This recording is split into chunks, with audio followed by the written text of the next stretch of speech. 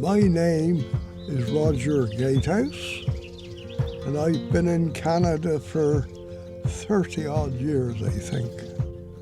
My wife decided to come here and grow animals and things because she's into that stuff, and this is where she died. Annette had passed away, so I came over to be with Roger, and my first impression of him was absolute true love with Annette. They were that couple, you could just see it in his face, how much he cared about the woman and how lost he was in trying to figure out what to do next without her.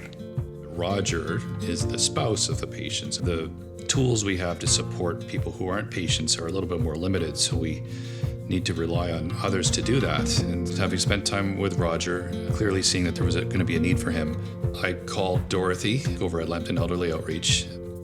Initially, it was helping Roger with finding a funeral home, filling out paperwork for life insurance, going to the bank, helping him get his financials organized and secure. Well, she did all the things I can't do. She came along out of nowhere like a guardian angel. We started developing a relationship and a rapport, and Roger has no family in Canada. He would be essentially left on his own. And we really started working on getting some historical information so that I could help him find his family in the UK. They live in a small town and they have a Facebook page. I'm Neil Gatehouse, and I'm Roger's nephew. And I'm Kirsty Gatehouse. Neil is my dad and Roger is my great uncle. We didn't know that Annette had died last year until somebody over here put on Facebook that Roger couldn't get in touch with his family.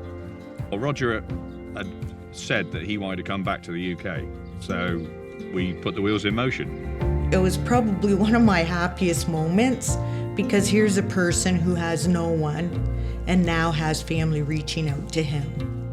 It's only thanks to some wonderful people over here, Dorothy being the main one. So, time goes on, and he's getting on a bit now, and we need him back over in England really because he hasn't got any family over here. And now it's all gonna happen, and it's thanks to some really brilliant people over here. To hear not only that Roger was doing okay, but that he reconnected with his family and that he's going to live with them and he now has a community around him. I have goosebumps thinking about it. I wish I could be there just to see the excitement. You know, kind of like watching a feel-good movie when something good at the end happens, despite the fact that there's been incredible adversity. I feel good when I'm with people that I love. What matters is that Roger gets to go home. When I saw Roger, in his mind he had nothing, and now he has an entire life built around him. And I think that's incredible. Tomorrow we'll get on a plane, we'll get him back to England, we'll settle him in, and everything will be right.